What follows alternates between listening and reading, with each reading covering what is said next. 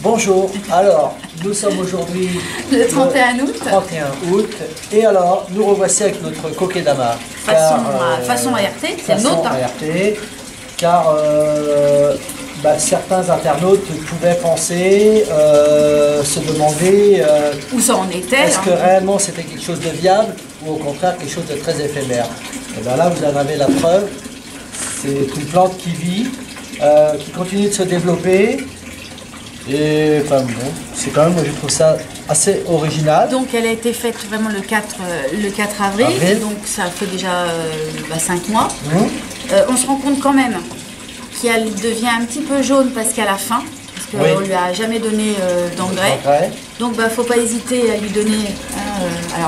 De l'engrais, après, de toute marque, un engrais liquide que vous allez préparer dans votre arrosoir ou dans des bouteilles d'eau, donc l'engrais, donc dilué en respectant bien le dosage. Et à ce moment-là, donc quand vous arroserez, non seulement vous mettrez de l'eau, mais ça sera plutôt de l'eau avec son engrais.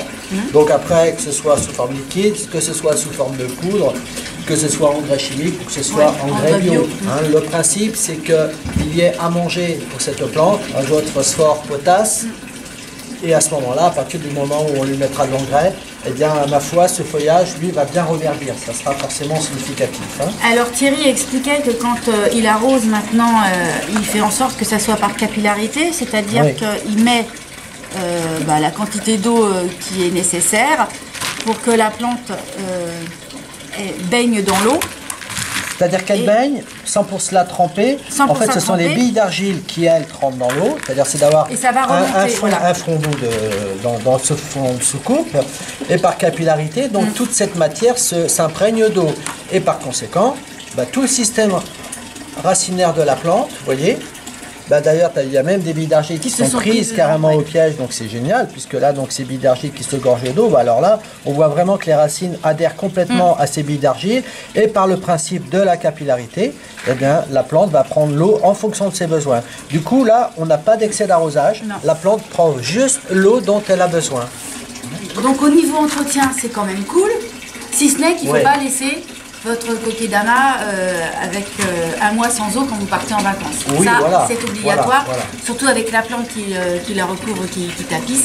Elle a vraiment besoin de beaucoup d'humidité. Alors après, sur le plan esthétique, il y a deux solutions. Soit vous laissez vraiment la sélaginelle,